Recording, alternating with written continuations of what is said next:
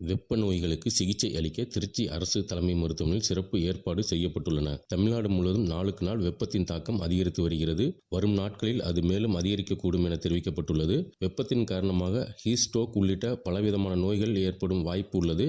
எனவே வெப்பத்தின் காரணமாக ஏற்படும் நோய்களுக்கு சிகிச்சை அளிக்கும் வகையில் திருச்சி மகாத்மா காந்தி நினைவு அரசு மருத்துவமனையில் சிறப்பு ஏற்பாடுகள் செய்யப்பட்டுள்ளன. குறிப்பாக 8 படுக்கைகள் கொண்ட தனி வார்டுகள் அமைக்கப்பட்டுள்ளன.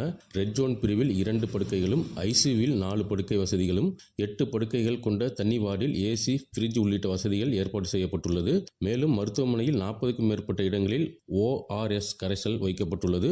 மருத்துவமனைக்கு வரும் நோயாளிகளுக்கும் நோயாளிகளுடன் உடன் வருபவர்களுக்கும் அதை அருந்தும் வகையில் வசதி செய்யப்பட்டுள்ளது. வெப்பத்தின் காரணமாக உருவாகும் நோய்களுக்கு சிகிச்சை அளிக்கும் வகையில் அரசு மருத்துவமனையில் அனைத்து வசதிகளும் செய்யப்பட்டுள்ளது. வெயிலில் பணியாற்றும் தொழிலாளர்கள் மிகுந்த முன்னெச்சரிக்கையோடு பணியாற்ற வேண்டும். தொடர்ச்சியாக வெயிலில் இருக்காமல் அவ்வப்போது நிழலிலும் சற்று ஓய்வெடுக்க வேண்டும்.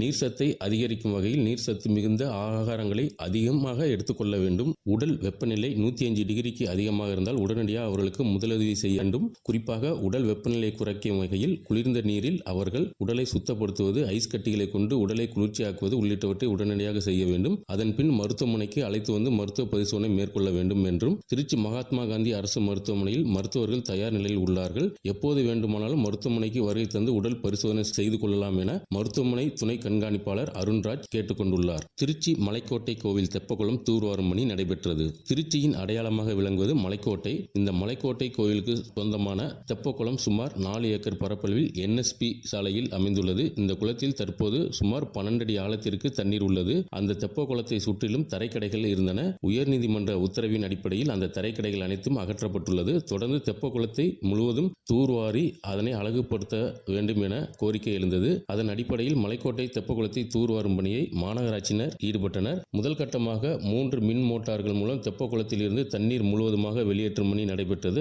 அதன் பின் தெப்பக்குளத்தில் உள்ள சகதி மற்றும் கழிவுப் பொருட்கள் அகற்றப்பட்டு முழுமையாக தூர்வாரும் பணிகள் முழுமையடைந்தது. மீண்டும் காவிரி நீரை கொண்டு தெப்பக்குளம் தண்ணீரால் நிரப்பப்படும் என மாநகராட்சி சார்பில் தெரிவிக்கப்பட்டுள்ளது. மலைக்கோட்டை தெப்பக்குளம் சுமார் 30 ஆண்டுகளுக்கு முன்பு தூர்வாரப்பட்டது எனவும் அதன் பின் தற்போதுதான் மீண்டும் தூர்வாரப்பட்டுள்ளது என கூறப்படுகிறது.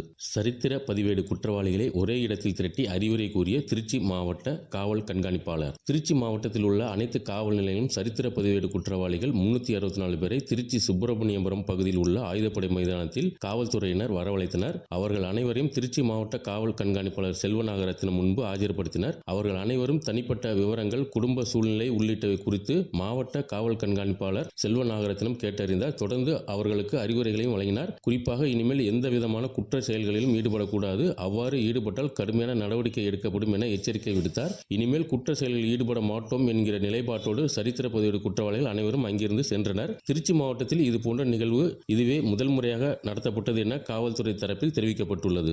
உலக செவிலியர் தினத்தை முன்னிட்டு திருச்சி அரசு தலைமை மருத்துவமனையில் செவிலியர் தினம் கொண்டாடப்பட்டது. ஒவ்வொரு ஆண்டும் மே 12ஆம் தேதி உலக செவிலியர் தினம் கொண்டாடப்படுகிறது. அதன்படி திருச்சி மகாத்மா காந்தி நினைவு அரசு தலைமை மருத்துவமனையில் செவிலியர் தினம் கொண்டாடப்பட்டது. அரசு மருத்துவமனை டீன் குமரவேல் தலைமையில் நடைபெற்ற நிகழ்ச்சியில் செவிலியர்கள், மருத்துவர்கள் கலந்து கொண்டு மெழுகுபடுத்தி ஏற்றினர். தொடர்ந்து கேக் வெட்டி அவர்கள் செவிலியர் தினத்தை உற்சாகத்துடன் கொண்டாடினார்கள். பல்வேறு வளர்ச்சி திட்ட பணிகளை மாவட்ட ஆட்சித்தலைவர் நேரில் பார்வையிட்டு ஆய்வு செய்தார். திருச்சி மாவட்டம் துறையூர் ஊராட்சி ஒன்றியத்துக்கு உட்பட்ட கிளியனூர்பட்டி கிராமத்தில் மகாத்மா காந்தி தேசிய ஊரக வளர்ச்சி திட்டத்தின் கீழ் 10 லட்சம் மதிப்பீட்டில் நாற்றங்கால் அமைக்கப்பட்டுள்ள இடத்தை மரக்கன்றுகளை பாதுகாப்பு செய்து பராமரிக்கப்பட்டு வரும் செயல்பாடுகளையும், பொன்னுசங்கப்பட்டி கிராமத்தில் கிராமப்புற கட்டிட பராமரிப்பு திட்டத்தின் கீழ் 98,000 மதிப்பீட்டில் ஊராட்சி ஒன்றிய நடுநிலைப்பள்ளி கட்டிடம் புதுப்பிக்கும் பணி நடைபெற்று வருவதையும், வீரமச்சான்பட்டி ஊராட்சியில் 15வது நிதி சுகாதார மானிய திட்டத்தின் கீழ் 65 லட்சம் மதிப்பீட்டில் புதிதாக கட்டப்பட்டு வரும் வீரமச்சான்பட்டி வட்டார வள ஆய்வகத்தின் கட்டுமான பணிகளையும் மாவட்ட ஆட்சியர் சரவணன் நேரில் பார்வையிட்டு ஆய்வு செய்து பணிகளை விரைவாகவும் தரமானதாகவும் முடித்திட சம்பந்தப்பட்ட துறை அலுவலருக்கு அறிவுறுத்தினார்.